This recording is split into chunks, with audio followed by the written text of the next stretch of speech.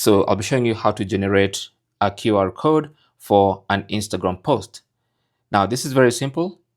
Just go to your profile and find that post you want to create a QR code for. So let's say it's this one. All right. So what you want to do is tap on the three dots in the top right corner. And then from the menu, tap on QR code.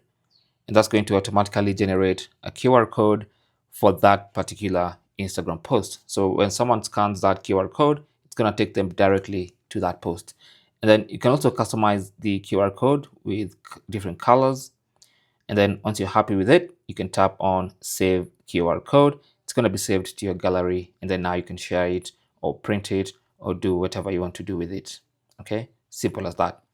Thanks for watching. Don't forget to like and subscribe. And if you have any comments or questions, talk to us down in the comment section. Good luck.